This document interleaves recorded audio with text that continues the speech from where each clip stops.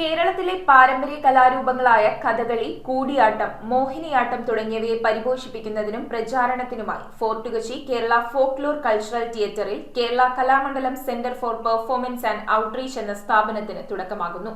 October 20-ന് സാംസ്കാരിക വകുപ്പ് മന്ത്രി സജി ചെറിയാൻ ഉദ്ഘാടനം നിർവഹിക്കും.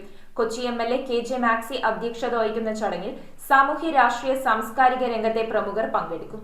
കേരളത്തിലെ പാരമ്പര്യ കലാരൂപങ്ങളായ കഥകളി, കൂടിയാട്ടം, മോഹിനിയാട്ടം തുടങ്ങിയവയുടെ പരിപോഷണത്തിനും പ്രചാരണത്തിനും വേണ്ടി ഫോർട്ട് കൊച്ചി കമാലക്കടവിലെ കേരള ഫോക്ലോർ കൾച്ചറൽ തിയേറ്ററിൽ Kerala Kalamandalam centre for performance and outreach എന്ന സ്ഥാപനം പ്രവർത്തനം ആരംഭിക്കുന്നു. സംരംഭത്തിന്റെ ഉദ്ഘാടനം ഒക്ടോബർ 20-ന് തിങ്കളാഴ്ച രാവിലെ 11 മണിക്ക് സാംസ്കാരിക വകുപ്പ് മന്ത്രി സജി ചെറിയാൻ നിർവഹിക്കും. കൊച്ചി MLA KJ മാക്സി ചടങ്ങിൽ അധ്യക്ഷത വഹിക്കും. MP Hibi Eden, mayor advocate M Anilkumar, ജനപ്രതിനിധികൾ, പത്മശ്രീ കലാമണ്ഡലം ഗോപി, പത്മശ്രീ കലാമണ്ഡലം ശിവൻ നമ്പൂതിരി, പത്മശ്രീ കലാമണ്ഡലം ക്ഷേമാവതി തുടങ്ങി സാമൂഹിക സാംസ്കാരിക രംഗത്തെ പ്രമുഖർ ചടങ്ങിൽ പങ്കെടുക്കും. ഉദ്ഘാടന സമ്മേളനത്തോടനുബന്ധിച്ച് പഞ്ചവാദ്യവും ഉണ്ടായിരിക്കുമെന്ന് registrar doctor P Rajesh Kumar പറഞ്ഞു. ഒരുപാട് പേര് കൊച്ചിയിൽ കഥകളിയൊക്കെ അറിഞ്ഞിട്ട് കലാമണ്ഡലത്തിൽ തേടി വന്നിട്ടുണ്ട്.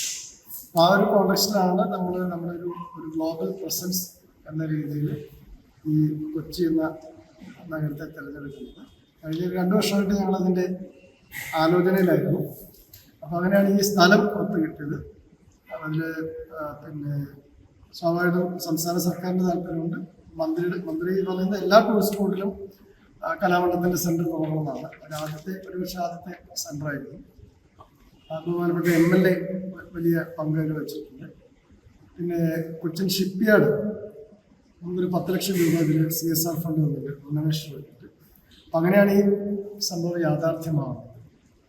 നമ്മളിവിടെ ഉദ്ദേശിക്കുന്നത് കഥകളി, പിന്നെ അതുപോലെ തന്നെ കൂടിയാട്ടം, കലാമണ്ഡലത്തിൽ പഠിപ്പിക്കുന്ന പരമ്പരാഗത വിഷയങ്ങൾ, ശാസ്ത്രീയ കലകൾ, കൂടിയാട്ടം, അതുപോലെ തന്നെ ഓട്ടംതുള്ളൽ, മോഹിനിയാട്ടം ഉൾപ്പെടെയുള്ള കലാരൂപങ്ങളുടെ പെർഫോമൻസ്.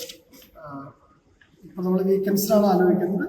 പിന്നെ അതിൻ്റെ ഒരു സാധ്യതയൊക്കെ നോക്കിയിട്ട് എല്ലാ ദിവസവും ടിക്കറ്റഡ് പെർഫോമൻസ് ആയിരിക്കും. അതുപോലെ തന്നെ കഥകളിയെ മനസ്സിലാക്കാനുള്ള അപ്രീസിയേഷൻ കോഴ്സ്. കഥകളി നേരെ പോയിരുന്ന കാണാൻ സാധിക്കില്ല, മനസ്സിലാക്കാൻ സാധിക്കില്ല. അതുപോലെ വർക്ക്ഷോപ്പുകൾ, ശില്പശാലകൾ, അക്കാഡമിക് സെമിനാറുകൾ, ഇങ്ങനെയൊക്കെ ഒരു അക്കാഡമിക് പെർസ്പെക്റ്റീവിൽ കൂടി അതുകൂടി നോക്കിയിട്ടാണ് നമ്മൾ ഈ സെൻറ്റർ തുടങ്ങാൻ ആലോചിച്ചിട്ടുള്ളത്. ഒപ്പം തന്നെ നമുക്ക് അവിടുന്ന് എല്ലാവർക്കും പറയാം, കഥകളി പോലെയുള്ള കലാരൂപങ്ങൾ പഠിച്ചു വരുന്ന വിദ്യാർത്ഥികൾക്കോ അല്ലെങ്കിൽ കലാകാരന്മാർക്കോ വലിയ സാധ്യതകൾക്കൊന്നുമില്ല.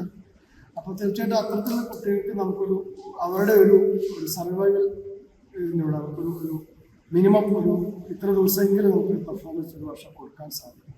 ഈ 2 ഉദ്ദേശ ലക്ഷ്യങ്ങളാണ് യഥാർത്ഥത്തിൽ ഈ സെന്റർ തുടങ്ങാനുള്ളതിന്.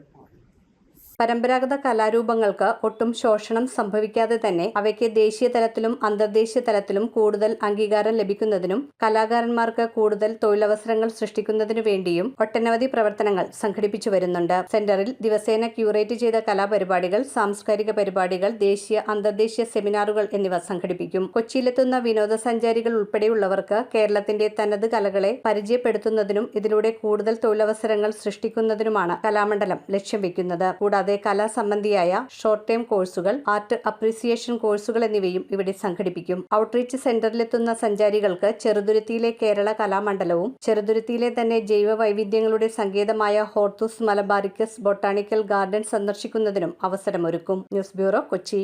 ഫുഡിന്റെ കാര്യത്തിൽ സോൾട്ട് ഒരു സ്വർഗം തന്നെയാണ്. 300-ൽ പരം കൊതിയൂറും വിഭവങ്ങൾ. The salt restaurant, Thoppumpady, Panampilly Nagar and Kakkanad.